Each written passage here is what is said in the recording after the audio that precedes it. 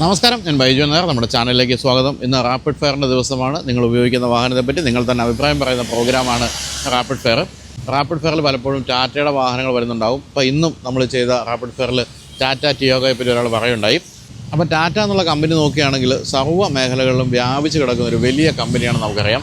ഇതേ ടാറ്റയുടെ കീഴിൽ തന്നെ മികച്ച ഒരു നിക്ഷേപ അവസരം ഇപ്പോൾ വന്നിട്ടുണ്ട്. വലിയ പൈസയൊന്നും വേണ്ട, 2000 രൂപ മുതൽ തുടങ്ങുന്ന ഏത് സംഖ്യ വേണമെങ്കിലും നിങ്ങൾക്ക് നിക്ഷേപിക്കാൻ പറ്റുന്നതാണ്. നിങ്ങൾ നാട്ടിലുള്ള ആളാണെങ്കിലും പ്രവാസിയാണെങ്കിലും നിങ്ങൾക്കിപ്പോൾ നിക്ഷേപിക്കാൻ പറ്റും. അതിനുള്ളൊരു അവസരമാണ് കൈവന്നിരിക്കുന്നത്. ടാറ്റ AIA ലൈഫിൻ്റെ ഇന്നൊവേഷൻ ഫണ്ട് എന്ന NFO ഇപ്പോൾ ലോഞ്ച് ചെയ്തിട്ടുണ്ട്. കൂടുതൽ ഡീറ്റെയിൽസും കാര്യങ്ങളും എല്ലാം തന്നെ ഞാൻ ഡിസ്ക്രിപ്ഷനിലും കമൻറ്റ് ബോക്സിലുമുള്ള ലിങ്കിൽ കൊടുത്തിട്ടുണ്ട്.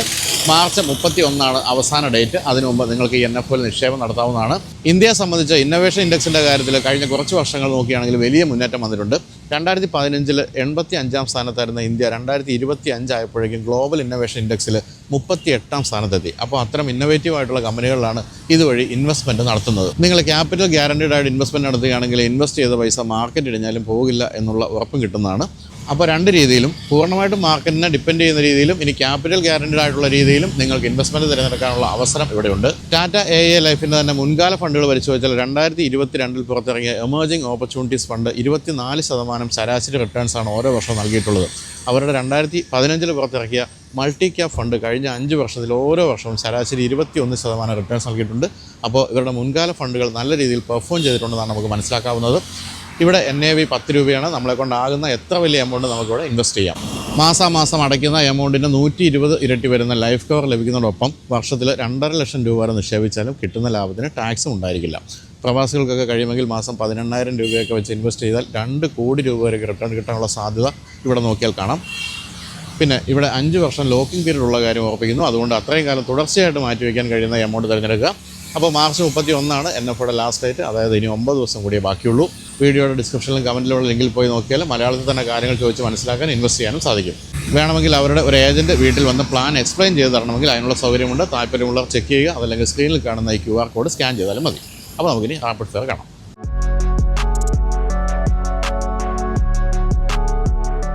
ഇനി ഒരു കാലത്ത് നമ്മുടെ റോഡുകളെ അടക്കി ഭരിച്ചിരുന്നൊരു കക്ഷി അദ്ദേഹമാണ് ഇന്ന് നമ്മുടെ കൂടെ ഉള്ളത്. അതിൻ്റെ ഓണറുണ്ട്. നമസ്കാരം. പേര്? ആനന്ദ് പോൾ. ആനന്ദ് എന്ത് ചെയ്യുന്നു? ഞാൻ ബിസിനസ്സാണ്. എവിടെ? ഞാൻ ഈ ക്ലോത്തിങ് FR കവറോൾസ് ഒക്കെ ഉണ്ടാക്കുക, തുണി ഉണ്ടാക്കുക, ടീഷർട്ട് ഉണ്ടാക്കുക, ഉണ്ടാക്കിയിട്ട് എക്സ്പോർട്ട് ചെയ്യും. ഉണ്ടാക്കുക? സ്വന്തം യൂണിറ്റ് ഒക്കെ ഉണ്ട്? സ്വന്തം യൂണിറ്റുകളല്ല, നമ്മൾ ലിസ്റ്റഡ് കമ്പനീസാണ്. അവരുടെ അടുത്ത് നിന്ന് നമ്മുടേതായ ഫാബ്രിക്സ് ഉണ്ട്. നമ്മൾ കുറച്ച് പേറ്റന്റഡ് ഫാബ്രിക്സ് ഉണ്ടാക്കിയിട്ടുണ്ട്. ശരി. അത് പല കമ്പനികൾ യൂസ് ചെയ്ത് ഉണ്ടാക്കിയിട്ട് എക്സ്പോർട്ട് ചെയ്യും. ശരി. എവിടെയാണ് ചെയ്യുന്നത്? ഇപ്പോൾ നമ്മൾ തമിഴ്നാട്ടിലുള്ള 3-4 കമ്പനികളിൽ നമ്മൾ ചെയ്യുന്നുണ്ട്. അല്ല, നമ്മുടെ കമ്പനി എവിടെയാ? നമുക്ക് കമ്പനി ആയിട്ടല്ല, നമുക്ക് ഇതിൻ്റെ ഒരു ഡിസൈനിങ് സെക്ടറൊക്കെയാണ്. ശരി. അങ്ങനെയൊക്കെയാണ്. ശരി. മറ്റു വലിയ കമ്പനികൾ തമിഴ്നാട്ടിലും അവിടെ ഇവിടെയൊക്കെ ഉണ്ടാക്കിയിട്ടുണ്ട്. തിരുപ്പൂരൊക്കെ ഉള്ള അല്ലേ?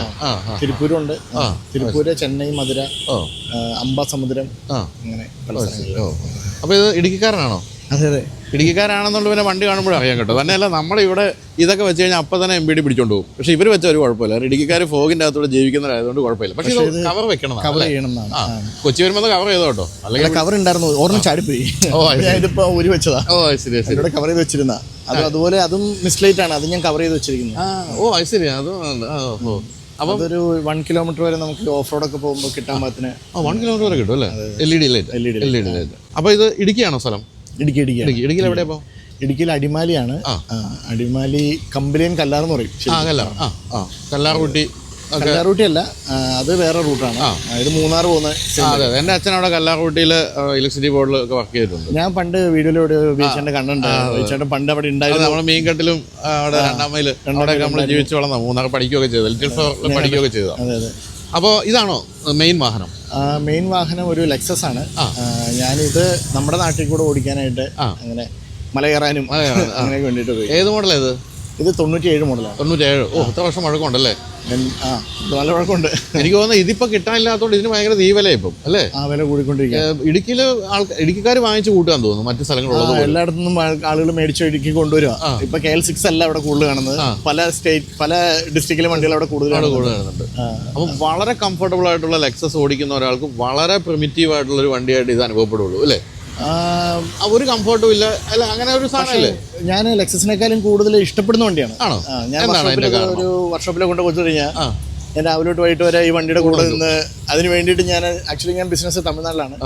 അവിടെ നിന്ന് ഇവിടെ വന്നിട്ട് ഞാൻ അതിന് വേണ്ടിയിട്ട് വർക്ക്ഷോപ്പിൽ പോയി രാവിലെ തൊട്ട് വൈകിട്ട് വരെ അതിൻ്റെ കൂടെ ഇരിക്കും. അത് ശരി. എന്നിട്ട് ഓരോന്ന് നോക്കി നിൽക്കും. എന്താ കാര്യം എന്ന് വെച്ച് കഴിഞ്ഞാൽ ചിലപ്പം ചെറുപ്പം മുതലേ ഇങ്ങനെ ഇടുക്കിക്കാരാണല്ലോ. അതെ അതെ. അപ്പോൾ ഈ ജീപ്പ് അവിടെ ഒരു സംഭവമാണ്. അപ്പോൾ അതിങ്ങനെ കാണാനുള്ള ആഗ്രഹം അതുകൊണ്ടാണ്. എന്നാലും എന്താണ് ഇത്ര അധികം സ്നേഹിക്കാനുള്ള കാരണം? ചിലപ്പോൾ ഫാമിലി പരമായിട്ടായിരിക്കാം. വീട്ടുകാർക്കൊക്കെ എൻ്റെ പപ്പയാണെങ്കിൽ ജീപ്പൊക്കെ ഭയങ്കര ആഗ്രഹമായിരുന്നു. അപ്പോൾ അതുകൊണ്ടൊക്കെ ആയിരിക്കാം, എനിക്കറിയില്ല. എനിക്ക് അതിൻ്റെ സത്യമായിട്ട് എനിക്കറിയത്തില്ല എന്താണെന്ന്. എങ്കിലും ഞാൻ നേരത്തെ ചോദിച്ചൊരു ചോദ്യമില്ലേ, കംഫർട്ട് ലെവലൊക്കെ വളരെ കുറവല്ലേ? കുറവാണ്. ഞാൻ പക്ഷെ കുറച്ച് കാര്യങ്ങൾ ഇതിൽ ചെയ്തിട്ടുണ്ട്. കുറച്ച് ടയർ മാറ്റിയിട്ടുണ്ട്. പിന്നെ അതിൻ്റെ പ്രഷർ ഞാൻ ടയർ പ്രഷർ വളരെ കുറച്ചായിട്ടുണ്ട്. അതുകൊണ്ട് ബൗൺസിങ് കുറവായിരിക്കും. പക്ഷേ ടയർ പ്രഷർ അറിയാൻ വേണ്ടിയിട്ട് ഞാനൊരു ടയർ പ്രഷർ മോണിറ്റർ അകത്ത് ഫിറ്റ് ചെയ്തിട്ടുണ്ട്. ടയർ പ്രഷർ വരുമെന്ന് അറിയാൻ വേണ്ടിയിട്ട്. പിന്നെ കംഫർട്ട് കുറവാണ്. പക്ഷേ ഇടുക്കിയിൽ വെച്ച് നോക്കിക്കഴിഞ്ഞാൽ നമുക്ക് ശരിക്കും ഇതാകുമ്പോൾ എവിടെയും പോകാം. ഏത് മലയിലാണെങ്കിലും കയറാം. ഒരു സുഖമുണ്ട്. 97, 2007, 2017, 2017 ഏതാണ്ട് 30 വർഷം പഴക്കമായി. 30 വർഷത്തോളം ആവാൻ പോകുന്നു. അടുത്ത വർഷം 30 വർഷം ആകുന്നു. അപ്പോൾ ഇതിന് പാർട്സ് ഒക്കെ ഇപ്പോഴും കിട്ടുന്നുണ്ടോ? അതിൻ്റെ ഒരു പ്രത്യേകത എന്ന് വെച്ച് കഴിഞ്ഞിട്ടുണ്ടെങ്കിൽ ഇടുക്കിയിൽ ഇത് ഓടിക്കാൻ വളരെ സുഖമാണ്. കാരണം അവിടെ ഇത് ഒരുപാട് ആളുകളുടെ കയ്യിലുണ്ട്. അതുകൊണ്ട് ഇതിന്റെ സ്പെയറിനൊന്നും യാതൊരു ബുദ്ധിമുട്ടില്ല. ഒരു ബുദ്ധിമുട്ടില്ല. ഇപ്പോൾ ഒരു വിന്റേജ് വണ്ടിയിൽ നിന്ന് കൺസിഡർ ചെയ്യുന്നുണ്ടെങ്കിൽ പോലും ഇതിന് യാതൊരു പ്രശ്നങ്ങളും ഇല്ല. ഒറിജിനൽ കിട്ടും. ഇപ്പം ഞാനിത് 3 സ്പീഡ് ആയിരുന്നു. 3 സ്പീഡിന് ഒറിജിനൽ സ്പെയർ കിട്ടാൻ ബുദ്ധിമുട്ട് വന്നു. അപ്പം ഞാനത് 5 സ്പീഡിലേക്ക് മാറ്റി. ശരി, അത്ര മണി എടുത്തു. അത് മാറ്റി. കാരണം അത് സ്പെയർ ഒറിജിനൽ അല്ല എന്ന് പറയുമ്പോൾ നമുക്കൊരു ടെൻഷൻ. അപ്പോൾ പിന്നെ ഞാൻ വർക്ക്ഷോപ്പിൽ പറഞ്ഞത് 5 സ്പീഡിലേക്ക് മാറ്റിക്കോളാൻ പറഞ്ഞു. അവിടെയൊക്കെ നല്ല അടിപൊളി മെക്കാനിക്സ് ഉണ്ട്. അത് ശരി. അപ്പോൾ അവരെന്തും ചെയ്യും. ഇത് പവർ സ്റ്റിയറിംഗ് ആണ്. പവർ സ്റ്റിയറിംഗ് കയറ്റിയിട്ടുണ്ട്. അപ്പോൾ വേണ്ട അവിടെ. അതെ, എ സി ആവശ്യമില്ല. ഈ 3 സ്പീഡ് 5 സ്പീഡൊക്കെ അപ്പോൾ ഗിയർ ബോക്സിനൊക്കെ എന്ത് ചിലവ് വന്നു? 3 സ്പീഡ് 5 സ്പീഡ് ആക്കാനായിട്ട് എനിക്ക് ഏകദേശം ഒരു 45,000 to 50,000 രൂപ. പവർ സ്റ്റിയറിംഗിന് ഏകദേശം 50,000 രൂപ അടുത്ത് കോസ്റ്റ് വന്നിട്ടുണ്ട്. ഇതൊക്കെ നമ്മൾ ഈ പിന്നീട് ഫിറ്റ് ചെയ്യുമ്പോഴത്തേക്കും വർക്ക്ഷോപ്പിലൊക്കെ ഫിറ്റ് ചെയ്യുമ്പോഴത്തേക്കും പ്രശ്നങ്ങളൊന്നും ഉണ്ടാക്കുന്നൊന്നുമില്ല. വളരെ സ്ട്രോങ് ആണ്. അത് ഫിറ്റ് ചെയ്യുന്ന ഞാനിപ്പോൾ ഇത് ചെയ്തത് അടിമാലിലുള്ള പൊടിയാച്ചാൻ എന്ന് പറഞ്ഞൊരു വർക്ക്ഷോപ്പിലാണ്. ഭയങ്കര ഫേമസ് അവിടെ. അപ്പോൾ ഇതിൻ്റെ ഒരു സ്ട്രെങ്ത് കാരണം ഈ സ്റ്റിയറിങ്ങിൻ്റെ പൈപ്പ് ബെൻഡായി പോയി. അതിനുശേഷം ഞാൻ ആ പൈപ്പ് ഇപ്പം ഇച്ചിരി സ്ട്രോങ് ആയിട്ടുള്ള പൈപ്പ് ഇട്ടു. ഇനി ഇത് ബെൻഡാവില്ല, ഇനി ടയർ പൊട്ടിയാലുള്ളൂ. അതുകൊണ്ട് അതെല്ലാം അദ്ദേഹം തന്നെ ചെയ്തു തന്നാണ്, അവിടെ ചെയ്തു തന്നാണ്. അതൊക്കെ ചെയ്തു തരും അല്ലേ? അതിന് പറ്റിയ ആളുകളുണ്ട് അവിടെ. ശരി. ഈ 3 സ്പീഡൊക്കെ അധികം ഉണ്ടോ ഇപ്പോൾ അവിടെ? 3 സ്പീഡ് ഞാൻ വളരെ ആഗ്രഹം കൊണ്ട് കൊണ്ടുനടന്നതാണ്. പക്ഷേ അത് മെയിൻറ്റെയിൻ ചെയ്യാൻ പറ്റാതെ വന്നുകൊണ്ട് 5 സ്പീഡ് ആക്കി. 3 സ്പീഡ് ഇപ്പോഴും വണ്ടികൾ കുറച്ചുണ്ട്. പക്ഷേ അവരൊക്കെ ഇനി 5 സ്പീഡ് ആക്കും. കാരണം ആ ഗിയർ ബോക്സ് കുറച്ച് നാൾ കഴിയുമ്പോഴത്തേക്കും ഡാമേജ് വരും. പിന്നെ അതിന് ഒറിജിനൽ സ്പെയർ കിട്ടില്ല. അപ്പോൾ നമുക്ക് ഒറിജിനൽ കിട്ടാതെ വരുമ്പോൾ പിന്നെ ടെൻഷനാണ്. അപ്പോൾ പിന്നെ നമ്മൾ 5 സ്പീഡിലോട്ട് മാറി. എനിക്ക് 3 സ്പീഡ് വളരെ ഇഷ്ടമാണ്. കാരണം ഓഫ് റോഡിലൊക്കെ 3 സ്പീഡിൻ്റെ ഒരു 4 വീൽ ഡ്രൈവിലേക്ക് ഇട്ടാൽ അത് വളരെയധികം സ്പീഡിൽ കയറാൻ പോകും. 40 കിലോമീറ്റർ സ്പീഡൊക്കെ നമുക്ക് 4 വീൽ ഡ്രൈവിൽ തന്നെ 40-50 കിലോമീറ്റർ സ്പീഡിൽ കയറാൻ പറ്റും. ഇതിപ്പോൾ സാധാരണ നിങ്ങളുടെ നാട് എല്ലാം ഓഫ് റോഡാണ് എങ്കിൽ പോലും മനഃപൂർവ്വം ഓഫ് റോഡ് പോകാറുണ്ടോ? അതേ ഉള്ളൂ. എല്ലാ ഞായറാഴ്ചയും ഞാൻ നാട്ടിൽ വരും.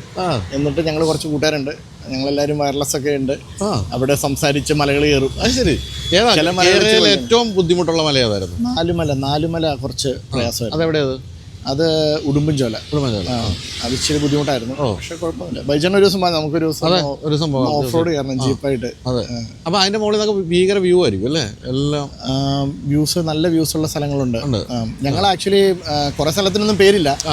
പകുതി സ്ഥലങ്ങൾ ഈ യൂട്യൂബേഴ്സ് വന്നിട്ടുണ്ട്. ശരിക്കും നാലുമല ഹൈദരലി മലയാണ്.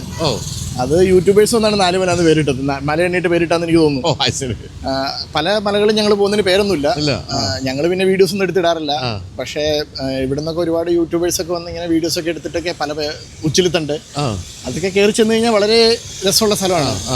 അതിപ്പോൾ ഒരുപാട് ആളുകൾ വന്ന് അവിടെ കുപ്പികളെ വേസ്റ്റുകളൊക്കെ ഇട്ട് തുടങ്ങി ആ അവസ്ഥയിലോട്ടൊക്കെ എത്തി. അപ്പോൾ അങ്ങനത്തെ ഒരുപാട് മലകളുണ്ട് ഇടുക്കിയിൽ. ഞാൻ ആക്ച്വലി മൂന്നാർ ഗവൺമെൻറ് കോളേജിലാണ് പഠിച്ചത്. ഞങ്ങൾ ക്ലാസ് കട്ട് ചെയ്ത് 3 വർഷം പോയിട്ടും തീരാത്ത സ്ഥലങ്ങളുണ്ട്. അവിടെയൊക്കെ അപ്പോൾ പെർമിഷൻ ഒക്കെ ഉണ്ടോ? എല്ലായിടത്തും കയറി പോകാനൊക്കെ ഇല്ല. പ്രൈവറ്റ് ഏരിയകളൊക്കെ ആയിരിക്കും. മിക്കതും ഫോറസ്റ്റിൻ്റെ കയ്യിലാണ്. പെർമിഷൻ ഇല്ലാത്ത സ്ഥലങ്ങളുണ്ട്. ഞങ്ങൾ പെർമിഷൻ എടുത്ത് സംസാരിച്ചും അങ്ങനെയൊക്കെ വെച്ചിട്ടൊക്കെയാണ് കയറി പോവുക. അപ്പം എന്താണ് ഇതിൻ്റെ ഏറ്റവും ഇഷ്ടപ്പെട്ട ഒരു കാര്യം ഈ വണ്ടിയെ സംബന്ധിച്ച്? ഏറ്റവും ഇഷ്ടപ്പെട്ട കാര്യം എന്ന് പറഞ്ഞിട്ടുണ്ടെങ്കിൽ നമുക്ക് ഡ്രൈവ് ചെയ്യുമ്പം പുറത്തുള്ള കാറ്റും ഒക്കെ കൊണ്ട് അങ്ങ് പോകുന്നതൊരു വല്ലാത്ത സുഖമാണ്. നിങ്ങളുടെ നാട്ടിൽ സുഖമാണ്. ഞങ്ങളുടെ പൊടി അടിച്ച് കയറും ചൂടും പൊടിയായിരിക്കും. ഇവിടെ രാത്രി വന്നിട്ട് വേർത്തു. ഇവിടെ രക്ഷയില്ല. ഞങ്ങളുടെ നാട്ടിൽ സുഖമാണ്. പിന്നെ ഇതിന്റെ ഏറ്റവും സുഖമുള്ള കാര്യം എന്ന് വെച്ചിട്ടുണ്ടെങ്കിൽ ഇപ്പം ഏത് വഴിക്കാണെങ്കിലും നമുക്ക് ഒന്ന് ഇതിൽ പോണ വേണ്ടെന്ന് ആലോചിക്കണം. ഇപ്പം ലെക്സസ് ഓടിച്ചിട്ട് ഇത് ഓടിക്കുമ്പം ഓരോ ഹമ്പിൽ വരുമ്പോഴും അതെ, ലെക്സസിലാണെങ്കിലും ഞാൻ ആലോചിക്കും ഇത് കടക്കുമോ. പക്ഷെ ഇതിലാവുമ്പോൾ നമുക്ക് അങ്ങനെ ആലോചിക്കണ്ട. ഗോ എനിവേർ എന്നുള്ള സാധനമാണ്. ലെക്സസിന് ഏത് മോഡലാണ് കയ്യിലുള്ള? 300H. അതെങ്ങനെയുണ്ട്? അതിനെപ്പറ്റി അല്ലാത്തൊരു അഭിപ്രായം? അത് വളരെയധികം കംഫർട്ടബിൾ ആണ്. ഞാൻ ആലോചിക്കുന്ന ഇത്രയും അതിന് സർവീസ് ചാർജ് ഒക്കെ വളരെ കുറവാണ്. പക്ഷെ എന്തുകൊണ്ട് ആളുകൾ വാങ്ങുന്നില്ല എന്ന് ഞാൻ അത്ര വിലയല്ലേ ആദ്യം വാങ്ങിക്കുന്നത്? വില ആദ്യം വാങ്ങുന്നത് സർവീസ് ചാർജ് ടോട്ടയുടെ സ്ഥിരം പരിപാടിയാണല്ലോ. ആദ്യം വലിയ വില വാങ്ങിച്ചിട്ട് സർവീസ് കോസ്റ്റ് ഒക്കെ വളരെ കുറച്ച്. പക്ഷേ കിടിലൻ വണ്ടികളാണ്. ഇപ്പൊ നല്ല റീസെയിൽ വാല്യൂ ആയി ലെക്സസിന്. നല്ല റീസെയിൽ വാല്യൂ. അകപ്പാടെ അതിനകത്ത് ഒരു വാർണിംഗ് ലൈറ്റ് വരുന്നത് ഒന്നെങ്കിൽ ഫ്യൂവൽ കുറഞ്ഞത്, അല്ലെങ്കിൽ വിൻഷീൽഡിൽ വെള്ളം കുറവുണ്ട്. ഇതല്ലാതെ വേറെ വാർണിംഗ് ലൈറ്റും ഇല്ല, ഒരു പ്രശ്നങ്ങളും ഇല്ല. എത്ര അല്ലേ വാങ്ങിച്ചിട്ട്? ഞാനിപ്പോ ഒരു 1.5 വർഷം. അപ്പൊ ഇതിന് കയ്യിൽ ഉണ്ടാവും ജീപ്പല്ലേ? ജീപ്പ് ഒരിക്കലും നമ്മൾ വിൽക്കത്തില്ല. ഇപ്പൊ തന്നെ കിട്ടാനില്ലാത്തൊരവസ്ഥയുണ്ട്. പിന്നെ ഇതിന്റെ കമാൻഡർ ജീപ്പുകൾക്കൊക്കെ 10 ലക്ഷത്തിന് മേളിലാണ് വില. അത് കിട്ടാനേ ഇല്ല. അപ്പൊ ആളുകള് ഭീകരമായിട്ട് തന്നെ വില കൂട്ടിക്കൊണ്ടിരിക്കുന്നു. ഇത് തന്നെ വില ഇങ്ങനെ കൂടിക്കൊണ്ടിരിക്കുന്നു. അപ്പൊ എന്തായാലും കൊടുക്കില്ല. ഇതിലോട്ട് ഇൻവെസ്റ്റ് ചെയ്തോണ്ടിരിക്കണം. അതെ, അത് ശരിയാണ്. ഇത്ര ഇൻവെസ്റ്റ് ചെയ്ത് കഴിഞ്ഞല്ലോ. 5 സ്പീഡ് ആക്കി, പവർ സ്റ്റിയറിംഗ് ആക്കി. അല്ലെങ്കിൽ തന്നെ ഇതിന് നല്ല പ്ലേ ഉള്ള സ്റ്റിയറിംഗ് ആണ് പൊതുവെ ഈ ഒരു മോഡലിലേക്ക് അല്ലേ? പൊതുവെ പ്ലേ ഉണ്ട്, നല്ല പ്ലേ ഉണ്ട്. ഇത് വളരെ സ്മൂത്ത് ആണ്. ഇപ്പോൾ ഓടിക്കാൻ ഓടിച്ചു നോക്കാം, തീർച്ചയായിട്ടും ഓടിച്ചു നോക്കാം. അപ്പോൾ എന്തായാലും ഈ പറഞ്ഞ പോലെയാണ് ഇത്. ആഗ്രഹമായിട്ട് പലരുടെയും മനസ്സിലുണ്ട്. നമ്മൾ ഈ പറഞ്ഞ പോലെ ജിപ്സി പോലെ തന്നെ ഒരു ആഗ്രഹമായിട്ട് പലരുടെയും മനസ്സിലുണ്ട്. കിട്ടാനില്ല. എല്ലാ ഇടുക്കിക്കാരും വാങ്ങിച്ച് കൂട്ടുകയാണ്. പിന്നെ ഗോ എനിവേർ എന്ന് പറയുന്നതാണ് സത്യത്തിൽ ഇതിൻ്റെ സാധനം. എവിടെയും നമുക്ക് അവിടെ പോകുമോ എന്നൊരു ചോദ്യമില്ല. എവിടെയും കയറ്റിക്കൊണ്ട് പോകാം. നമ്മൾ വളരെ എന്താ പറയുക, ഞാനൊക്കെ ഞെട്ടിപ്പോയിട്ടുണ്ട് ചില സ്ഥലങ്ങളിലൊക്കെ. ഇത് ഇറങ്ങി വരുന്ന കാണുമ്പോൾ ഇത് എവിടെ എങ്ങനെ കയറ്റിക്കൊണ്ട് പോയി എന്ന് ആലോചിക്കുന്ന ചില സ്ഥലങ്ങൾ അടക്കി പാടുവാണ്. അതെ, അങ്ങനത്തെ സാധനമാണിത്. പിന്നെ ഞാൻ പണ്ട് മറ്റേ നമ്മൾ ഒരു എഡിറ്റോറിയൽ എഴുതിയിട്ടുണ്ട് എൻ്റെ മാഗസിനുള്ള കാലത്ത്. അതായത് നമ്മൾ ഇവിടുന്ന് മറ്റേ നെല്ലിയാമ്പതിയിൽ നിന്ന് ഒരു വണ്ടിയും കയറാത്ത ചില സ്ഥലങ്ങളിലേക്ക് ഒരിക്കൽ ഞാനൊരു ജീപ്പിൽ പോയി. അപ്പോൾ അന്ന് ഞാൻ തിരിച്ചു വന്നിട്ട് മേരാ ഭാരത് മഹാൻ എന്ന് പറഞ്ഞ ഒരു സാധനം എഴുതി. കാരണം ലോകത്തുള്ള ഒരു വണ്ടിയും കയറാത്തൊരു സ്ഥലത്ത് മഹീന്ദ്രയുടെ ഈ ജീപ്പ് കയറി എന്ന് പറഞ്ഞിട്ട് ഞാൻ അങ്ങനെ ഒരു എഡിറ്റോറിയലൊക്കെ എഴുതിയിരുന്നു. അത്രയും അതാണ് അന്നത്തെ കാലത്തെ മഹീന്ദ്രയുടെ ടെക്നോളജി എന്ന് പറഞ്ഞാൽ. ഭയങ്കര ടെക്നോളജി ഒന്നുമല്ല, പക്ഷേ ഈ പറഞ്ഞ പോലെ ഇപ്പോഴും മറ്റ് പലർക്കും ഇതിൻ്റെ പിന്നാലെ പോകാൻ പറ്റുന്നില്ല. ആ രീതിയിലുള്ള ടെക്നോളജി അന്നേ കൊണ്ടുവന്ന കമ്പനിയാണ് മഹീന്ദ്ര. അപ്പോൾ എന്തായാലും താങ്ക് യു സോ മച്ച്. എന്തെങ്കിലും ഇനി പറയാനുണ്ടോ? ഇല്ല, ഞങ്ങൾ ഓഫ് റോഡ് പോകുമ്പോൾ ആണെങ്കിൽ ഈ വണ്ടിക്ക് എപ്പോഴും ഒരു വടം ഉണ്ടാവും. ഈ വണ്ടിക്ക് അതൊരു വടം കിടപ്പുണ്ട്. അപ്പോൾ ഞങ്ങൾ ഇത് ആദ്യം കയറ്റും, എന്നിട്ട് ഇപ്പോഴുള്ള ന്യൂജൻ വണ്ടികളെ കെട്ടിവരിക്കും. ഇത് നമുക്ക് അനുഭവമുണ്ട്. നമ്മൾ ഏത് വണ്ടിയാന്ന് ഞാൻ പറയുന്നില്ല. ഭയങ്കര ഓഫ് റോഡ് സംഭവം എന്ന് പറഞ്ഞൊരു വണ്ടി ഗോവയിലായിരുന്നു എൻ്റെ ഡ്രൈവ്. അപ്പം നമ്മളത് ബീച്ചിലിറക്കി എന്ന് അവർ പറഞ്ഞു. നമ്മൾ ബീച്ചിലിറക്കി അത് അവിടെ പതഞ്ഞു പോയി. അപ്പോൾ ഒരു രക്ഷയില്ല കയറ്റാം. നോക്കുമ്പോൾ അതുവഴി അവിടെ ആ റിസോർട്ടിൽ ഒരാൾ ഈ ജീപ്പുമായിട്ട് വന്ന് താമസിക്കുന്നു. പുള്ളി നേരെ വന്നു ഒരു കാര്യം കെട്ടി വലിച്ചിട്ട് പുള്ളി അതിൻ്റെ ഭയങ്കര സംഭവം. പുള്ളി എന്നോട് പറഞ്ഞു ഇതിന് വീഡിയോ എടുക്കുക. ഞാൻ പറഞ്ഞു വീഡിയോ എടുക്കണ്ട, മോശമല്ലേ, അത് നമ്മളിപ്പോൾ ഓടിച്ച് തുടങ്ങിയാലേ ഉള്ളൂ എന്ന് പറഞ്ഞു. അത് ഏത് വണ്ടിയാന്ന് നിങ്ങൾ ഞെട്ടിപ്പോവും. അമ്മാതിരി ഒരു ഓഫ് റോഡ് എബിലിറ്റി ഉള്ള വണ്ടി എന്ന് കമ്പനി പറയുന്നൊരു വണ്ടിയാണ്. അതെ, ഓക്കെ. അപ്പോൾ താങ്ക് യു സോ മച്ച്. അപ്പോൾ നമുക്ക് ഇനി ഏതെങ്കിലും ഓഫ് റോഡ് ഒരുമിച്ച് വരാം. Thank you. ഓക്കെ.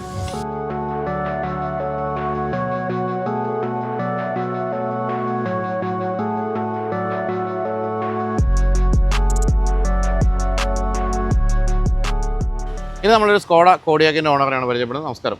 ഹലോ, പേര് ജോർജ്. എന്ത് ചെയ്യുന്നു ജോർജ്? കൺസ്ട്രക്ഷനാണ്. Villa project. ശരി. എവിടെ? കാക്കനാടാണ്. ഇവിടെ എറണാകുളത്ത് കാക്കനാടാണ് മെയിനായിട്ട് ചെയ്യുന്നത്. പള്ളിക്കര, കാക്കനാട്. ശരി. പിന്നെ ട്രിവാൻഡ്രത്ത് പോയിട്ടുള്ളത്. എന്താ പേര് കമ്പനി? ബിൽഡ് ഓൺ ഡെവലപ്പേഴ്സ് എന്നാണ് ഇതിന്റെ പേര്, നമ്മുടെ കമ്പനിയുടെ പേര്. കാക്കനാട് എവിടെയാ?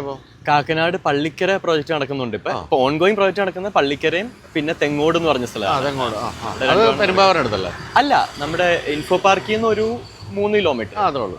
എനിക്ക് തോന്നുന്നു പള്ളിക്കരയിലേക്കാണ് ഇപ്പം വികസിച്ചോണ്ടിരിക്കുന്നത്. പള്ളിക്കര കുറച്ചും കൂടെ കാം ആൻഡ് ക്വയറ്റ് ഏരിയ ആണ്. വെള്ളത്തിന് പ്രശ്നമില്ല.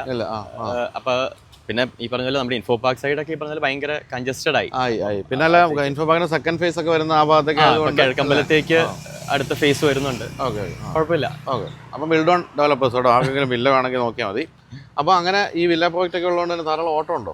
അത്യാവശ്യം ഓട്ടോ ഉണ്ട്.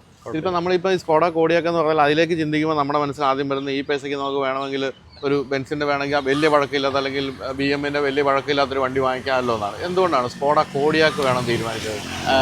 കോഡിയാക്ക് ബേസിക്കലി ഈ വണ്ടി ഈ വിലയ്ക്കുള്ള വർത്തുണ്ട്. ഈ വണ്ടി പറഞ്ഞാൽ ഇപ്പം ഓൺ റോഡ് നമുക്ക് 50 ലക്ഷം രൂപ എടുത്താൽ വന്നേ. 50 ലക്ഷം രൂപയ്ക്ക് ഇപ്പോൾ ഒരു പുതിയ വണ്ടി വാങ്ങിക്കുവാണെങ്കിൽ, BMW ബെൻസിൻ്റെ ഒരു പുതിയ വണ്ടി വാങ്ങിക്കുവാണെങ്കിൽ നമുക്ക് ചിലപ്പോൾ X1 അല്ലെങ്കിൽ GL അങ്ങനത്തെ ഒരു വണ്ടിയാണ് കിട്ടുള്ളൂ. പക്ഷെ ഇതിന്റെ കംഫർട്ടോ അല്ലെങ്കിൽ ഇതിന്റെ ആ സ്പേസോ ആ പ്രാക്ടിക്കാലിറ്റി നമുക്ക് കിട്ടില്ല. സ്പേസ് ഒരു പോയിന്റ് ഭയങ്കര പോയിന്റ് അല്ല, കംഫർട്ട് ഫാക്ടർ ഭയങ്കര. ഇതിനു മുമ്പ് നമുക്ക് ഉണ്ടായിരുന്നത് ഇന്നോവ ക്രിസ്റ്റ ആയിരുന്നു. അപ്പം അത് കഴിഞ്ഞിട്ട് ഫോർച്യൂണറാണ് നാച്ചുറലി ഒരു അപ്ഗ്രേഡ് വരുന്നത്. ഫോർച്യൂണർ ഓടിച്ചു നോക്കി, പക്ഷെ നമുക്ക് അത് കഴിഞ്ഞിട്ട് അപ്പോഴാണ് കോഡിയാക്കൊണ്ട് ഓടിച്ചു നോക്കാന്ന് പറഞ്ഞാൽ ഞാൻ ഫാദറിനോട് പോയി ഒന്ന് ടെസ്റ്റ് ഡ്രൈവ് ചെയ്തു. കംഫർട്ടിൽ നമുക്ക് ഒന്നും പറയാനില്ല. കംഫർട്ടിലും പിന്നെ ആ ഡ്രൈവിംഗ് ആ ഒരു പവറിലും പ്ലഷറിലേക്ക്. അപ്പൊ പിന്നെ കോഡിയാക്കാൻ വാങ്ങിക്കാം. എങ്കിലും റീസെയിൽ വാല്യൂന്റെ ഒരു ഇഷ്യൂ മനസ്സിൽ വന്നില്ല എന്ന് വന്നു. അത് പിന്നെ അത് നമ്മൾ അങ്ങനെ വിചാരിച്ചാൽ പിന്നെ ഈ വണ്ടി മേടിക്കില്ല. നമ്മൾ കൊടുക്കുമ്പോ കാശ് കിട്ടില്ലോ എന്ന് ഓർത്താൽ ഈ വണ്ടി ഒരിക്കലും മേടിക്കില്ല. നമുക്ക് ഫോർച്യൂണറിലേക്ക് നാച്ചുറലി പോകുള്ളൂ. കാരണം എപ്പോഴും ഇന്ന് വിൽക്കാന്ന് പറഞ്ഞാൽ മേടിക്കാൻ ആളുണ്ട്. ഇതിന് അങ്ങനെയല്ല. ഈ പറഞ്ഞാൽ വണ്ടി അറിയാവുന്നവരാണ് ഈ വണ്ടി മേടിക്കുള്ളൂ. പിന്നെ പെട്രോളാണ്, അപ്പൊ നാച്ചുറലി മൈലേജും അങ്ങനെയായിരിക്കും. അപ്പൊ പിന്നെ അത് അറിഞ്ഞ് മേടിക്കാൻ വന്നാൽ മാത്രമേ മേടിക്കുള്ളൂ. എത്ര കാലം ഇപ്പൊ വാങ്ങിച്ചിട്ട്? ഇതിപ്പോ 3.5 കൊല്ലമാണ്. 3.5 കൊല്ലം. എന്താണ് 3.5 കൊല്ലത്തിന് ശേഷമുള്ള ഒരു ഫീഡ്ബാക്ക്? വളരെ ഹാപ്പിയാണ്. എല്ലാവരും ഹാപ്പിയാണ്, വീട്ടിലുള്ളവരും ഹാപ്പിയാണ്. ഭയങ്കര കംഫർട്ടബിൾ ആണ് വണ്ടി. പെർഫോമൻസ് ആണെങ്കിൽ അത്യാവശ്യം നല്ല പെർഫോമൻസ് ഉണ്ട്. ഈ പറഞ്ഞ പോലെ മദറും ഫാദറും എല്ലാവരും ഹാപ്പിയാണ് അതിനകത്ത്. ഈ പറഞ്ഞ വണ്ടിയിൽ ലോങ് പോവാറുണ്ട്, ബാംഗ്ലൂർ മദ്രാസ് ഒക്കെ പോവാറുണ്ട്. ഇപ്പോഴൊക്കെ നമുക്ക് വളരെ സ്റ്റേബിൾ ആണ് ഹൈവേയില്. മൈലേജോ നോക്കിയോ? മൈലേജ് കുറവാണ്. മൈലേജ് നമുക്ക് ആവറേജ് നമ്മൾ ലോങ് പോകുമ്പോൾ കിട്ടും കേട്ടോ. ലോങ് പോകുമ്പോൾ നമ്മൾ ക്രൂസ് കൺട്രോൾ ഒക്കെ ഇട്ട് ഒരു 90-100 ഒക്കെ സ്പീഡ് ലിമിറ്റ് വെച്ച് കഴിഞ്ഞാൽ ഒരു 14-15 ഒക്കെ കിട്ടും. നമ്മുടെ ഡേ ടു ഡേ നമ്മുടെ ഇവിടെ കിടന്ന് ഓടുകയൊക്കെ ആണെങ്കിൽ ഒരു 7 കിലോമീറ്റർ കിട്ടും. 7 പോലും മോശമല്ല, കാരണം 7 തന്നെ ഉള്ളൂ എല്ലാ വണ്ടിക്കും. ഡീസൽ വണ്ടിയുടെ പെർസ്പെക്റ്റീവ് നോക്കുമ്പോൾ ചിലപ്പോൾ കുറവാണെന്നുള്ളത്. എനിക്ക് ഈ വണ്ടിയെ പറ്റിയുള്ള ഒരു ഓർമ്മ എന്താ വെച്ചാൽ, ഇത് എന്റെ ജീവിതത്തിൽ 3 മാസം എന്റെ കയ്യിൽ ഞാൻ എന്റെ വണ്ടി പോലെ ഓടിച്ച. കാരണം ഞാൻ മൊറോക്കോയില് നമ്മുടെ ആ കാലത്ത് നമ്മുടെ കോവിഡ് കാലത്ത് പെട്ടുപോയപ്പോ നമുക്ക് അവിടെ ഹോസ്റ്റ് ചെയ്ത സുനീറിന്റെ വണ്ടി കോടിയൊക്കെയായിരുന്നു. അപ്പൊ ഫുൾ രാജ്യം അടച്ചിരിക്കുകയാണ്. പക്ഷെ സുനീറിന് അവിടുത്തെ ഒരു പ്രമുഖനാണ്. അതുകൊണ്ട് തന്നെ സുനീറിന് പലപ്പോഴും പോലീസിൽ നിന്ന് ഇതൊക്കെ കിട്ടും, പേപ്പറൊക്കെ കിട്ടും. അതുകൊണ്ട് ഞങ്ങൾ ഇത് ഓടിച്ചു പോകും. ഞാൻ 100 കിലോമീറ്റർ ഇത് ക്രൂയിസ് കൺട്രോൾ ഇട്ട് ഓടിച്ചിട്ടുണ്ട്. അതായത് ഒരു വണ്ടിയിലും ഒന്നും ചെയ്യേണ്ട ആവശ്യം, ഒരു വണ്ടിയില്ല റോഡിൽ, ഗംഭീര ഹൈവേയും. നമ്മൾ എനിക്ക് തോന്നുന്നു സുനീറിന് എന്തോ സാധനം എക്സ്പോർട്ട് ചെയ്യാൻ വേണ്ടി നമ്മൾ ഓറഞ്ചോ എന്തോ നോക്കാൻ വേണ്ടി ദൂരെ ഒരു സ്ഥലത്ത് പോയതാണ്. ക്രൂയിസ് കൺട്രോൾ ഇട്ട് 100 കിലോമീറ്റർ ക്രൂയിസ് കൺട്രോൾ ഇട്ട് 100 കിലോമീറ്റർ ഓടി. പെട്രോളായിരുന്നു ഡീസലായിരുന്നു? അത് പെട്രോൾ. ഒരു അനക്കവും ഇല്ല, ഇത് അങ്ങ് പോവുക, കാരണം ഒരു തടസ്സവും ഇല്ല. അതൊരു ഭയങ്കര എക്സ്പീരിയൻസ് ആയിരുന്നു. ശരിക്കും പറഞ്ഞാൽ ഓഡിയുടെ പ്ലാറ്റ്ഫോമാണ്. അതുകൊണ്ട് തന്നെ അതിന്റെ സ്റ്റെബിലിറ്റി, ആ ഒരു ഹാൻഡ്ലിങ് എല്ലാം ഗംഭീരമാണ്. നമ്മൾ ബാഡ്ജ് വാല്യൂ നോക്കാണ്ടിരുന്നാൽ മതി. BMW ബെൻസിനുള്ള ബാഡ്ജ് വാല്യൂ നോക്കിയാൽ ഇല്ല, അതാണ്. പക്ഷെ അത് അറിയാവുന്നവർക്ക് അറിയാം, ഈ പറഞ്ഞ പോലെ ഈ സെയിം പ്ലാറ്റ്ഫോമിലുള്ള വണ്ടിയാണെന്നുള്ളത്. എങ്കിൽ പോലും ഇത്രയും പോസിറ്റീവ് പറഞ്ഞപ്പോൾ എന്തെങ്കിലും നെഗറ്റീവ് ഉണ്ടോ? നെഗറ്റീവ് ഈ പറഞ്ഞ മൈലേജ് മാത്രമേ ഉള്ളൂ. അത് മാത്രമേ പറയാനുള്ളൂ. പിന്നെ ഇപ്പൊ 3rd റോ 7 സീറ്റർ എന്ന് പറയുവാണെങ്കിലും 3rd റോ ചെറിയ പിള്ളേർക്ക്, വളരെ ചെറിയ പിള്ളേർക്ക് ഇരിക്കാൻ പറ്റുള്ളൂ. വലിയവർക്ക് ആർക്കും ഇരിക്കാൻ തന്നെ പറ്റില്ല. മെയിൻ്റെനൻസ് കോസ്റ്റ് എങ്ങനെയുണ്ട്? മെയിൻ്റെനൻസ് കോസ്റ്റ് പാർട്സ് ചേഞ്ച് വരുമ്പോൾ ഉണ്ട്, അത്യാവശ്യം കോസ്റ്റ് വരുന്നുണ്ട്. അല്ലാത്ത റെഗുലർ സർവീസ് എന്ന് പറയുന്നത് ഒരു 10,000-ലൊക്കെ 10,000-ന്റെ ഉള്ളിൽ നിൽക്കും. അപ്പൊ 3.5 വർഷം കഴിഞ്ഞിട്ട് എന്താണ് ഇനി പരിപാടി? ഇതൊരു മാറ്റാനുള്ള പരിപാടിയുണ്ടോ അതോ ഇത് കയ്യിൽ വെക്കാനാണോ? അല്ല, മാറ്റാം എന്നുള്ള ഒരു പരിപാടിയാണ്. വേറെ ഒന്നും കൊണ്ടല്ല, വണ്ടി നല്ലതാണ്, വണ്ടിക്ക് വേറെ പ്രശ്നം ഉണ്ടായിട്ടല്ല.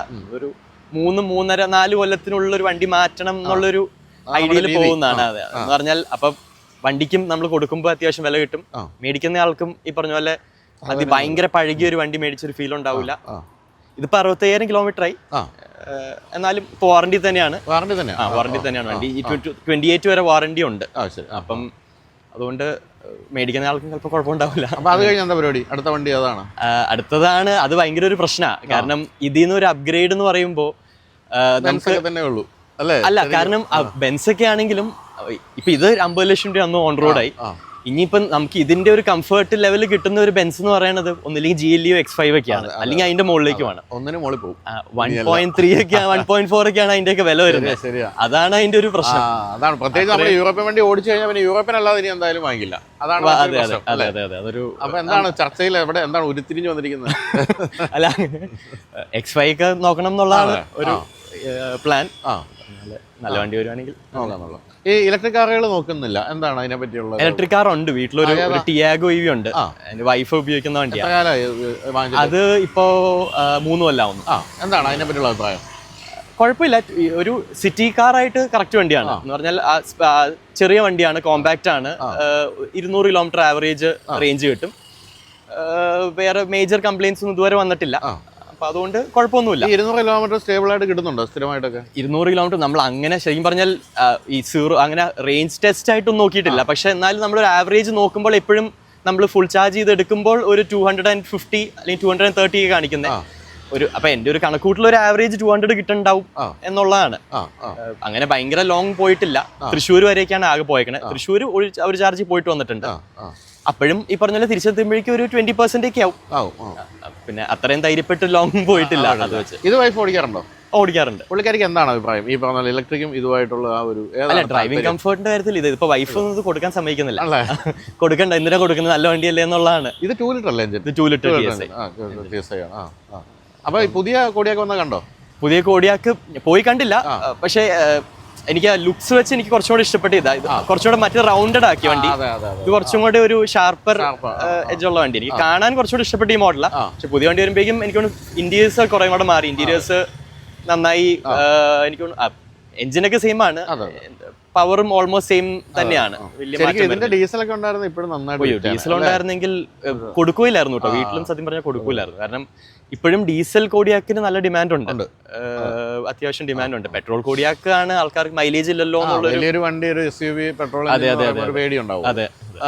എന്ത് വില കിട്ടുമായിരിക്കും ഇത് വിറ്റാൽ? എന്താണ് ഒരു പ്രതീക്ഷ? നമ്മളൊരു 28 ഒക്കെയാണ് എക്സ്പെക്ട് ചെയ്യുന്നത്. 28 ഒക്കെ കിട്ടിയാൽ കൊടുക്കാം എന്നുള്ളതാണ്. പിന്നെ ഈ പറഞ്ഞ പോലെ മാർക്കറ്റ് അനുസരിച്ച്. അപ്പൊ എന്തായാലും ഈ വണ്ടി വിൽക്കാനാണ് കേട്ടോ. ആർക്കെങ്കിലും വേണമെങ്കിലും ഒന്ന് അന്വേഷിക്കാവുന്നതാണ്. അപ്പം വേറെ ഏതൊക്കെ വണ്ടി ഉണ്ട് വീട്ടിലിപ്പോ? വേറൊരു പജീറോ ഉണ്ട്, SFX 2011 മോഡൽ. ഫാദറായിട്ട് മേടിച്ച വണ്ടിയാണ്. ഇപ്പോഴും സാധനമാണല്ലോ, നല്ല വണ്ടിയാണ്. മാനുവൽ ആണെന്നുള്ള ഒറ്റ കുഴപ്പമുള്ളൂ. മാനുവൽ ആണെന്നുള്ള കുഴപ്പമുള്ളൂ. പഴയ എഞ്ചിനാണ്, പക്ഷെ നല്ല വണ്ടിയാണ്. വേറെ കംപ്ലൈന്റ്സ് ഒന്നുമില്ല.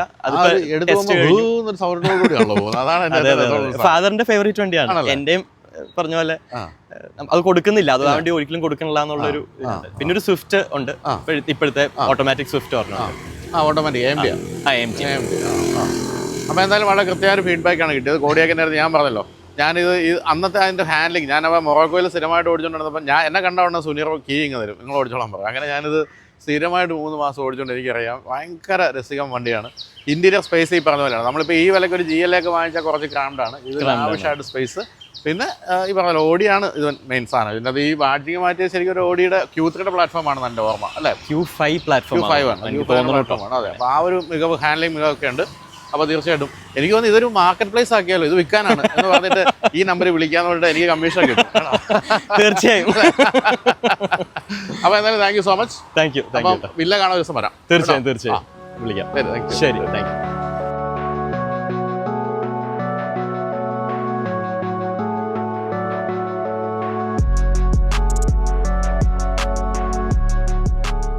അപ്പോൾ ഇനി ഒരു ഫോർച്യൂണറിന്റെ ഓണറിനെ പരിചയപ്പെടാം. നമസ്കാരം. പേര്? ജോൺ. എന്ത് ചെയ്യുന്നു? ബിസിനസ് ആണ്. ഫിഷിംഗ് ബോട്ടും മുനമ്പത്ത്. ഫിഷിംഗ് ബോട്ടൊക്കെയാ? ശരി. എത്ര ബോട്ടുണ്ട്?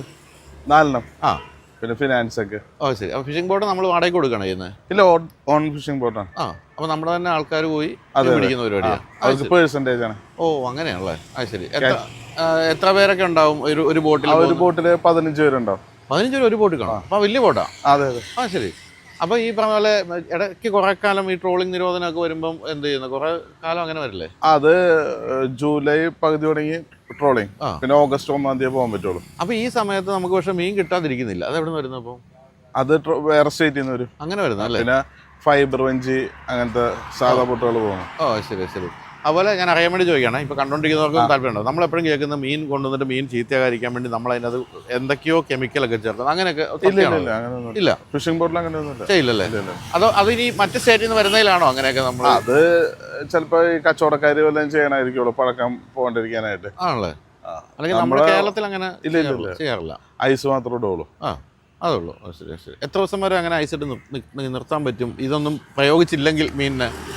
ഐസ് സ്റ്റോറിൽ ഒരു ഫ്രീസർ പോലെയല്ല, അത് ഒരു 10-15 ദിവസം വരെ ഇരുന്നോളൂ. ശരി. പിന്നെ മലയാളികളുടെ ഏറ്റവും ഇഷ്ടപ്പെട്ട മീൻ ഏതാ പൊതുവെ? ആവോലി, മാച്ചാൻ, അതൊക്കെ. ശരി. പിന്നെ പുന്നാര മീൻ എന്ന് പറയാം, ബട്ടർ ഫിഷ്. പുന്നാര അതൊക്കെ റെയർ, നല്ല ടേസ്റ്റി മീനുകളാണ്. ശരി. അപ്പോൾ നല്ല മീൻ കിട്ടണമെങ്കിൽ ഈ മുഖം നോക്കി വെച്ചോ. മുനമ്പത്തി അങ്ങനെ ഇൻഡിവിജ്വൽസിന് കൊടുക്കുമോ അതോ നിങ്ങൾ ബൾക്കായിട്ട് വിൽക്കുകയാണ് ചെയ്യുന്നത്? ഞങ്ങള് ബൾക്കായിട്ട് കൊടുക്കാറ്, പിന്നെ ഫ്രണ്ട്സ് വരാണെങ്കിൽ എടുത്തു കൊടുക്കും. ശരി. ഓക്കെ. അപ്പം അങ്ങനെ ഉള്ളപ്പോൾ ധാരാളം ഓട്ടം ഉണ്ടോ അതോ കടലിലാണോ അത് ഓട്ടം? ഇല്ല, ഞങ്ങളുടെ ഈ സ്റ്റാഫുകളുടെ ഒക്കെ വീട് കുളച്ചലുള്ള തമിഴ്നാട്. അപ്പൊ അവിടെ പോവും, ഓ സ്റ്റാഫുകളൊക്കെ അവിടുത്തെ തരാം. കുളച്ചല്. ശരി. ഓ അവർ ഇതിനകത്ത് ഭയങ്കര ട്രെയിൻഡ് അല്ലേ? ആ സൈഡില് തമിഴ്നാടാണ് കൂടുതൽ. പിന്നെ ആന്ധ്രക്കാര്, ബംഗാളികളൊക്കെ.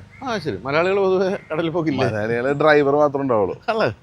ശരി, അതൊക്കെ പുതിയ അറിവ് കേട്ടോ. അപ്പൊ അങ്ങനെ കുളത്തിലൊക്കെ ഓടുന്ന സ്ഥിരമായിട്ട് പോകുന്നുണ്ട് ഇതില്. എത്ര കാലം ഇപ്പൊ എടുത്തിട്ട്? ഞാൻ എടുത്തിട്ട് ഇപ്പൊ 4 കൊല്ലമാണ്. 4 കൊല്ലം. എന്തുകൊണ്ടാണ് ഫോർച്യൂണർ മതി എന്ന് തീരുമാനിച്ചത്? ഫോർച്യൂണർ ഒരു ഡ്രീം ആയിരുന്നു. ചൈൽഡ്ഹുഡ് തുടങ്ങിയ ഒരു SUV.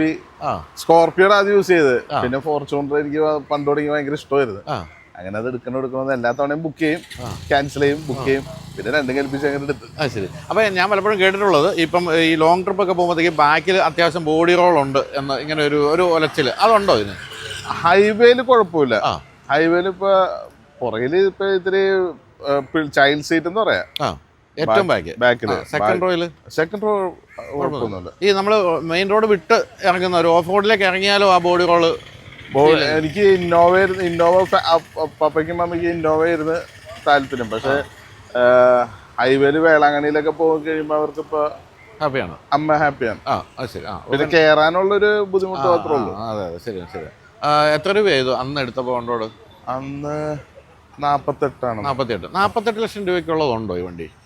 48 ലക്ഷം രൂപയ്ക്ക് ഫീച്ചേഴ്സ് കുറവാണ്, റീസെയിൽ വാല്യൂ അതാണ്. പിന്നെ ടൊയോട്ടയുടെ സർവീസ് കോസ്റ്റും കുറവല്ല. ഏകദേശം എന്തൊക്കെ വരുന്നുണ്ട് സർവീസ് കോസ്റ്റ് സാധാരണഗതിയിൽ? സർവീസ് കോസ്റ്റ് ഒരു വളരെ കുറവാണ്. എനിക്ക് സ്കോർപിയോ സംബന്ധിച്ചത് ഭയങ്കര കുറവാണ്. ആണോ? സ്കോർപിയോക്കാളും കുറവാണ്. മഹേന്ദ്രയുടെ ഭയങ്കര പൈസ ആയിരുന്നു.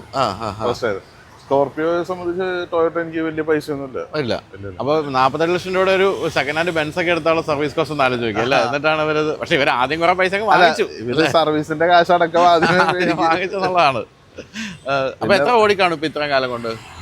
ഇതിപ്പോ 1 ലക്ഷമൊക്കെ ആയോ? 1 ലക്ഷം ഉണ്ട്. വേറെ വണ്ടികളുള്ളതുകൊണ്ട്. വേറെ ഏതൊക്കെ വണ്ടിയുള്ളത്? ഇതുണ്ട്, ഫോർച്യൂണർ, താറ്, പിന്നെ ഇന്നോവ ഉണ്ട്, സ്കോർപിയോ ഉണ്ട്, പിന്നെ ടിയാഗോ. ഇത്രയും വണ്ടികൾ മുറ്റത്ത് കിടക്കുമ്പോൾ രാവിലെ ഇറങ്ങി വരുമ്പോൾ ഏത് വണ്ടി എടുക്കണം എന്നാ തോന്നാറുള്ളത്? എനിക്ക് ഫോർച്യൂണർ തന്നെ. അതെ. ഫോർച്യൂണറിൽ ഒരു സുഖം പിടിച്ചു. പിന്നെ സിറ്റിയിലൊക്കെ വരാണെന്നുണ്ടെങ്കിൽ ടിയാഗോണ് നല്ലേ. എവിടെ വേണമെങ്കിലും നമുക്ക് ഇട്ടിട്ട് പോകല്ലോ. ടിയാഗോ എന്തെങ്കിലും പ്രശ്നങ്ങൾ ഉണ്ടാക്കുന്നുണ്ടോ? അതല്ല, പലരും പറയാണ്ട്. പക്ഷെ എന്റെ വണ്ടിക്ക് കുഴപ്പമൊന്നുമില്ല. ഭാഗ്യവാനാ. കംപ്ലൈൻസ് ഉണ്ട്. ഇല്ല, പലപ്പോഴും പറയുന്നത് അല്ല, ഞാൻ പറഞ്ഞതിൽ ഇന്ത്യൻ വണ്ടികളുടെ ഒരു പ്രശ്നമായിട്ട് എനിക്ക് തോന്നിയിരിക്കുന്നത്. ഞാൻ ഇത്രയും കാലം ഇതൊക്കെ പഠിച്ചു വന്നപ്പോൾ എനിക്ക് തോന്നുന്നത് ഇവരുടെ ഈ ബിൽ ക്വാളിറ്റിയിൽ ചില വണ്ടികൾക്ക് ചില പ്രശ്നങ്ങൾ, ഒരു ബാച്ചിൽ തന്നെയുള്ള ചില വണ്ടികൾ മാത്രം മോശം, ഇങ്ങനെയൊക്കെ കേൾക്കുന്നുണ്ട്. പക്ഷേ നമ്മളിപ്പം മറ്റ് മാനുഫാക്ചേഴ്സ്, വിദേശ മാനുഫാക്ചേഴ്സിൻ്റെ കാര്യത്തിൽ അവർ 100 വണ്ടി ഉണ്ടാക്കിയാൽ 100 ഒരേ ക്വാളിറ്റി. ഇത് പലപ്പോഴും ഇന്ത്യൻ വണ്ടികളുടെ കാര്യത്തിൽ എനിക്ക് അങ്ങനെ ഫീൽ ചെയ്തിട്ടുണ്ട്. ചില വണ്ടികൾക്കൊരു ബിൽറ്റ് ക്വാളിറ്റിയുടെ പ്രശ്നങ്ങളൊക്കെ. പക്ഷെ അങ്ങനെയൊന്നും ഫീൽ ചെയ്തിട്ടില്ലെങ്കിൽ കുഴപ്പമൊന്നുമില്ല. തന്നെ നമ്മളിപ്പോൾ തൊട്ട് മുമ്പ് സംസാരിച്ച താറിൻ്റെ ഓണർ യാതൊരു പ്രശ്നം പറഞ്ഞില്ല. പിന്നെ അതൊക്കെ പരിഹരിച്ച് വരുന്നുണ്ടാകാം, കാലം മാറിക്കൊണ്ടിരിക്കുകയാണല്ലോ. EV ഓടിച്ചു നോക്കിയിട്ടുണ്ടോ? EV ഇഷ്ടപ്പെട്ടിട്ടുണ്ടോ? EV ഇഷ്ടപ്പെട്ടിട്ടുണ്ട്. പക്ഷെ ഇപ്പോഴത്തെ വിലയ്ക്കുള്ള റീസെയിൽ വാല്യൂ വെച്ച് നോക്കുകയാണെന്നുണ്ടെങ്കിൽ അത് എനിക്കത് ഇതായിട്ട് തോന്നിയിട്ടില്ല. എന്താണെന്ന് വെച്ചാൽ ഞാനിപ്പോൾ EV എടുത്തതെന്ന് വെച്ചാൽ വൈഫ് ആലുവല ജോലി ചെയ്യണേ. അപ്പോൾ അവള് കണ്ടിന്യൂസ് സോണറ്റാ യൂസ് ചെയ്തുകൊണ്ടിരുന്നത്, അത് പെട്രോളാ. പക്ഷെ അത് വെച്ച് നോക്കുമ്പോൾ എനിക്ക് EV ആയിട്ടാ തോന്നിയേ. ഏതാ വാങ്ങിച്ചപ്പോ? EV Tiago. EV ആണ്. ഒരു 15 ലക്ഷത്തിൽ താഴെയുള്ള വണ്ടി വർത്താണ് കണ്ടിന്യൂസ് ഓട്ടം ഉണ്ടെങ്കിൽ. അല്ലാണ്ട് ഇതെടുത്തു കഴിഞ്ഞാൽ എനിക്കൊരു ലാഭമായിട്ട് തോന്നി. അതിലും ബാറ്ററി റേറ്റ്, വണ്ടി വില പറയണം. അതെ. വൈഫിന് ഇഷ്ടപ്പെട്ടോ EV? ഇഷ്ടപ്പെട്ടു. അവൾ ഫുൾ പഠിക്കുന്നത്. ശരി. ഈ പറഞ്ഞാൽ അത് സത്യമാണ് കേട്ടോ. EVകളുടെ കാര്യത്തിൽ റീസെയിൽ വാല്യൂ എന്തായാലും കുറവായിരിക്കും. പ്രത്യേകിച്ച് ടൊയോട്ടയൊക്കെ ഉപയോഗിച്ച് കഴിഞ്ഞിട്ട് നമ്മളൊരു റീസെയിലിന് പോകുമ്പോഴത്തേക്ക് നമുക്ക് ഭയങ്കരമായിട്ട് ഫീൽ ചെയ്യുകയും ചെയ്യും. ആ കാര്യം സത്യമാണ്. ഇനി എന്ത് അടുത്ത നെക്സ്റ്റ് സ്റ്റെപ്പ്? ഇതിൽ തന്നെ നിൽക്കുമോ അതോ അടുത്ത ഒരു SUV, ഒരു പ്രീമിയം SUVയിലേക്ക് അപ്ഗ്രേഡ്? അത് ആഗ്രഹമുണ്ട്. ലാൻഡ് ക്രൂയിസർ അല്ലെങ്കിൽ അപ്പോഴും ടൊയോട്ട തന്നെ നിൽക്കുന്നത് കുഴപ്പമൊന്നുമില്ല. പക്ഷെ അതിന് ഇപ്പൊ പറഞ്ഞ ഒടുക്കത്തെ വിലയല്ലേ ഇപ്പൊ വാങ്ങിക്കുന്നത്? അതാണ് ഭയങ്കര 2 കോടി രൂപയ്ക്കൊക്കെ മുകളിലല്ല ലാൻഡ് ക്രൂയിസർ. അതൊക്കെ ഗൾഫിൽ ഇരുന്ന് കാണുന്നൊരു ചിരിക്കും. ഇത്രയും പൈസ ഇവിടെ ഈ വിലക്ക് ദുബായിൽ ലാൻഡ് ക്രൂയിസർ ഒരു 20 ലക്ഷം രൂപ കൂട്ടി കൊടുത്ത ലെക്സസ് LX 570 എടുക്കുക. അതാണ് നമ്മളെ ടാക്സ് ഭയങ്കരമാണ്. തന്നെയല്ല, ഇപ്പം ടാക്സ് കുറയുന്നത് തന്നെ ജർമ്മൻ അല്ല യൂറോപ്യൻ വണ്ടികൾക്കും അമേരിക്കൻ വണ്ടികൾക്കും വില കുറയുന്നുണ്ട്. അപ്പോഴും ജാപ്പനീസ് വണ്ടികളുടെ ഇമ്പോർട്ടും ഒട്ടും തന്നെ കുറയുന്നില്ല. നമ്മൾ ഇന്ത്യ ഗവൺമെന്റും ജപ്പാൻ ഗവൺമെന്റിന്റെ യാതൊരു തരത്തിലുള്ള അത്തരം ധാരണ ഉണ്ടായിട്ടുമില്ല. അപ്പോൾ അതുകൊണ്ട് ലാൻഡ് ക്രൂസറിനൊക്കെ എല്ലാ കാലത്തും ഈ വില തന്നെ ആവുമെന്നാണ് തോന്നുന്നത്. അപ്പോൾ എന്തായാലും വളരെ സത്യസന്ധമായ ഒരു ഫീഡ്ബാക്കാണ് നമുക്ക് കിട്ടിയത്. എല്ലാവരും പറയുന്ന കാര്യം ഇതാണ്. ഇപ്പോൾ 40 ലക്ഷം രൂപയ്ക്ക് ഇത് വാങ്ങിച്ചാൽ യാതൊരു നമുക്ക് മനസ്താപമില്ല. കാരണം വിൽക്കുമ്പോൾ മിനിമം 40 ലക്ഷം രൂപ, അതാണ് ഇതിൻ്റെ ഒരു കാര്യം എന്നുള്ളത്. അത് പ്രീമിയം വണ്ടികളാണെങ്കിൽ ഒരു ബെൻസിൻ്റെ ഇതേ വിലയ്ക്കുള്ള ഒരു ബെൻസിൻ്റെ വണ്ടി വാങ്ങിച്ചാൽ നമ്മൾ ഡീലർഷിപ്പ് ഇറങ്ങുമ്പോൾ തന്നെ ഒരു 20 ലക്ഷം രൂപ അപ്പം തന്നെ റീസെയിൽ അങ്ങ് പോയി. അതാണ് ഇതിൻ്റെ ഒരു പ്രത്യേകത. അപ്പോൾ എന്തായാലും താങ്ക് യു സോ മച്ച്. അപ്പം നമ്മൾ മീനൊക്കെ കഴിക്കുമ്പോൾ ഈ മുഖമൊക്കെ ഓർത്ത് ഇവരൊക്കെ കഷ്ടപ്പെട്ടിട്ടാണ് നമ്മൾ രാവിലെ സ്വസ്ഥമായിട്ട് മീനൊക്കെ കഴിക്കുന്നത്. അപ്പോൾ താങ്ക് യു. ഓക്കെ.